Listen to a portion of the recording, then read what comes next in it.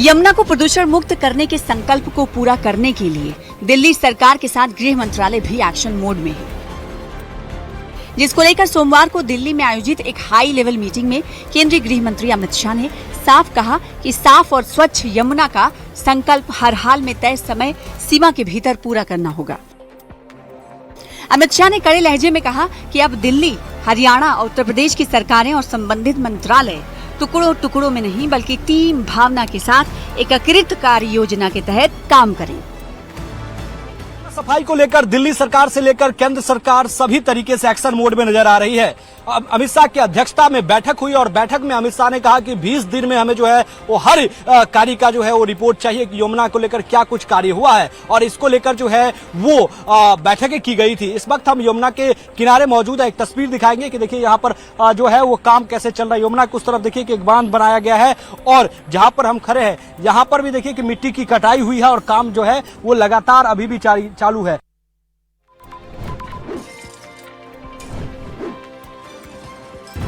छिहत्तर साल के राजेंद्र त्यागी को उस गुनाह के लिए 80 दिन जेल में बिताने पड़े जो इन्होंने किया ही नहीं था। राजेंद्र त्यागी ही नहीं, इनके बेटे दीपक त्यागी और बहू ललिता त्यागी को भी जेल की हवा खानी पड़ी, क्योंकि गाजियाबाद पुलिस ने इन पर गैंगस्टर एक्ट लगाकर गिरफ्तार किया था।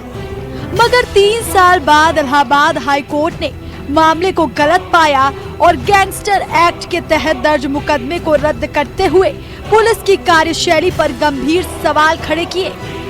हाई कोर्ट ने गाजियाबाद के तत्काल पुलिस कमिश्नर अजय कुमार मिश्रा को भी फटकार लगाई। मगर इलाहाबाद हाई कोर्ट को ऐसी टिप्पणी क्यों करनी पड़ी? उसके लिए आपको राजेंद्र त्यागी के परिवार के साथ हुए इस घटनाक्रम को समझना होगा। मामला फरवरी 2023 का है।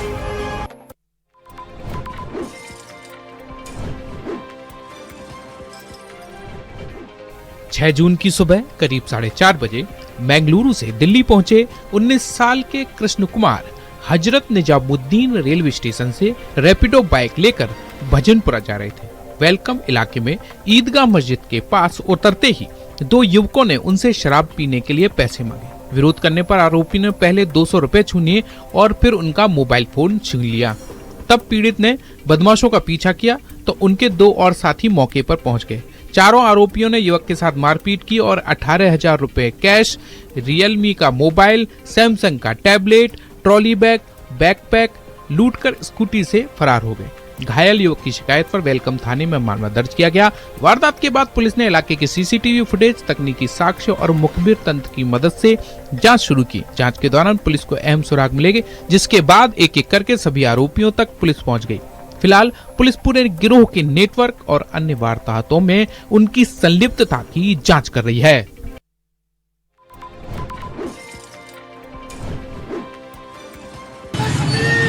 पीओके के रावलकोट में लोगों का गुस्सा अब खुलकर सड़कों पर दिखाई देने लगा है। अपनी मांगों को लेकर बड़ी संख्या में लोग सड़कों पर उतरे। प्रदर्शनकारियों का कहना है कि उनकी समस्याओं को लंबे समय से नजरअंदाज किया जा रहा है, जिसके कारण उन्हें प्रदर्शन के लिए मजबूर होना पड़ा। हालात तब और तनावपूर्ण हो गए जब प्रदर्शनकारियों ने रावलकोट की ओर जाने वाले मार्गों पर विरोध तेज कर दिया।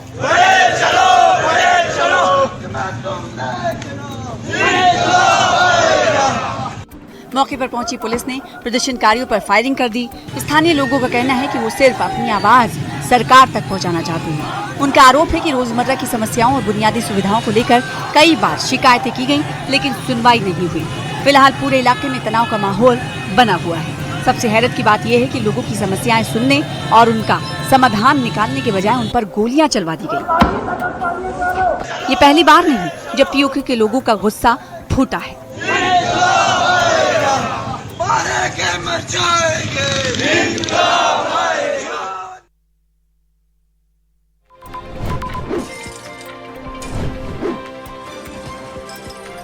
कश्मीर और लद्दाख के लोगों के लिए एक बड़ी खुशखबरी है। देश की महत्वाकांक्षी जोजिला टनल परियोजना में सुरंग की अंतिम खुदाई पूरी होने के साथ इसका फाइनल ब्रेक थ्रू हो गया है। केंद्रीय सड़क परिवहन और राजमार्ग मंत्री नितिन गडकरी खुद इस ऐतिहासिक ब्लास्ट और अंतिम ब्रेक थ्रू के मौके पर मौजूद रहे। इस उपलब्धि को परियोजना के सबसे महत्वपूर्ण पड़ाव में से एक माना जा रहा है। तकरीबन 13 किलोमीटर से ज्यादा लंबी ये टनल तैयार होने के बाद श्रीनगर और लद्दाख के बीच यात्रा को पहले से अधिक आसान बना देगी। सर्दियों में भारी बर्फबारी के कारण कई रास्ते बंद हो जाते हैं, जिससे लोगों को काफी दिक्कतों का सामना करना पड़ता है। टनल बनने के बाद साल के 365 दिन सड़क संपर्क बनाए रखने में मदद मिलेगी। ये जोजिला टनल सिर्फ एक सुरंग नहीं, बल्कि हजारों लोगों के लिए राहत और विकास का नया रास्ता है। इससे स्थानीय कारोबार, पर्यटन और रोजमर्रा की आवाजाही को भी बड़ा फायदा मिलने की उम्मीद है। जोजिला टनल के इस अहम पड़ाव ने एक बार फिर दिखाया है कि पहाड़ों के बीच भी विकास की राह लगातार आगे बढ़ रही है।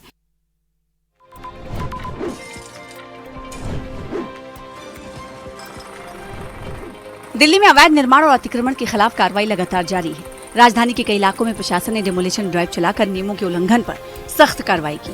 अधिकारियों का कहना है कि इस शहर को व्यवस्थित और सुरक्षित बनाने के लिए ये अभियान आगे भी जारी रहेगा। कार्रवाई के दौरान प्रशासनिक टीम और पुलिस बल मौके पर मौजूद रहे ताकि किसी तरह की अव्यवस्था न फैले। कई जगहों पर लोगों ने अपनी परेशानियां भी सामने रखी, जबकि अधिकारियों ने स्पष्ट किया कि कार्रवाई तय नियमों और प्रक्रिया के तहत की जा रही है। इस अभियान का उद्देश्य सिर्फ अवैध निर्माण हटाना ही नहीं, बल्कि सार्वजनिक जगहों को अतिक्रमण से मुक्त कराना भी है। प्रशासन का कहना है कि कानून सभी के लिए समान है और नियमों का पालन सुनिश्चित करना जरूरी है।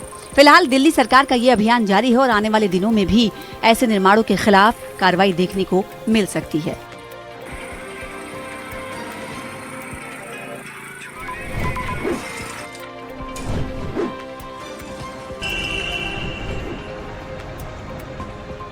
ग्रेटर नोएडा के दादरी में पुलिस ने एक ऐसे शातिर चोर को गिरफ्तार किया जिसने 2 महीने पहले एक मंदिर में घुसकर सोने का छत्र चोरी किया था और फरार हो गया था। ये पूरी वारदात मंदिर में लगे सीसीटीवी कैमरे में कैद हो गई थी, जिसकी मदद से पुलिस लगातार उस चोरी की तलाश में जुटी हुई थी। आखिरकार दादरी पुलिस को बड़ी कामयाबी मिली और उन्होंने आरोपी को चोरी किए गए सोने के छत्र और एक अवैध तमंचे के साथ धर दबोचा। भगवान के घर में चोरी करने वाले इस चोर का पर्दाफाश होने के बाद इलाके के लोगों ने राहत की सांस ली है। पुलिस अब इस बात का पता लगा रही है कि क्या इस चोर ने आसपास के इलाकों में ऐसी किसी और वारदात को भी अंजाम दिया था। कानून के लंबे हाथों ने एक बार फिर साबित कर दिया कि गुनहगार चाहे कितना भी शातिर क्यों ना हो, वो कैमरे की नजर और पुलिस की पकड़ से ज्यादा दिन तक दूर नहीं रह सकता।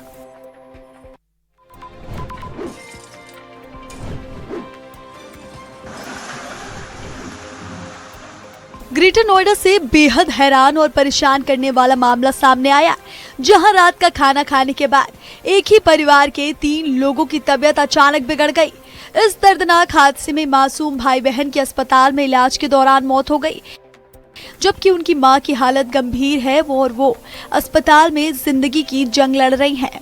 शुरुआती आशंका फूड पॉइजनिंग की जताई जा रही है, लेकिन मामले में एक अजीब मोड़ तब आया जब पता चला कि घर के बाकी सदस्यों ने भी वही खाना खाया था, पर उनकी तबीयत बिल्कुल ठीक है। इस रहस्यमय घटना ने हर किसी को चौंका दिया है और पूरे इलाके में तरह तरह की चर्चाएं तेज हो गई हैं। फिलहाल पुलिस ने शवों को कब्जे में लेकर मामले की बारीकी से जांच पड़ताल शुरू कर दी है, ताकि मौत की असली वजह सामने आ सके। हर कोई हैरान है कि आखिर उस खाने में ऐसा क्या था जिसने हंसते खेलते परिवार के 2 मासूम बच्चों को हमेशा के लिए सुला दिया।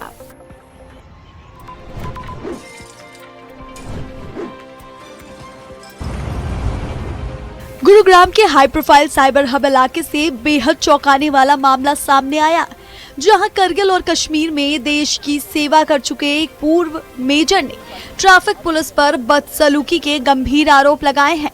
पूर्व सैन्य अधिकारी का दावा है कि देर रात शराब की जांच के दौरान पुलिस ने उन्हें जानबूझकर एक गंदी और पहले से इस्तेमाल की हुई पाइप से टेस्ट कराने पर मजबूर किया, जिसके चलते पहली बार में रीडिंग बहुत ज्यादा आई, लेकिन जब उनके विरोध करने पर नई पाइप से दोबारा टेस्ट किया गया तो रीडिंग बिल्कुल नॉर्मल थी, जिससे पुलिस की पूरी कार्रवाई पर बड़े सवाल खड़े हो गए।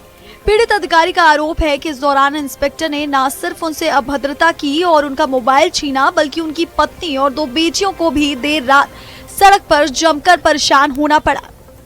इस हंगामे के बाद जब पूर्व मेजर ने पुलिस हेल्पलाइन नंबर पर कॉल किया तो ट्रैफिक पुलिस की टीम अपनी गाड़ियां लेकर मौके से रफू चक्कर हो गई।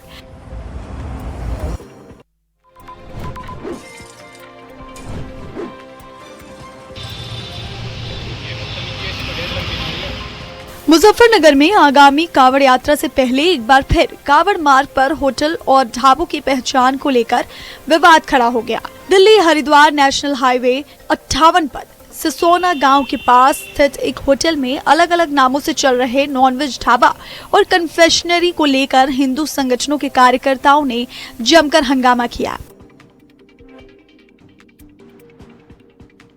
आरोप है कि कार्यकर्ताओं ने होटल पर लगे बोर्ड और फ्लेक्स उतारकर आग के हवाले कर दिए। हिंदू संगठनों ने साफ चेतावनी दी है कि कावड़ मार्ग पर नाम का ये भ्रम बर्दाश्त नहीं किया जाएगा। फिलहाल सूचना मिलते ही पुलिस टीम ने मौके पर पहुंचकर स्थिति को संभाला और मामले की बारीकी से जांच शुरू कर दी।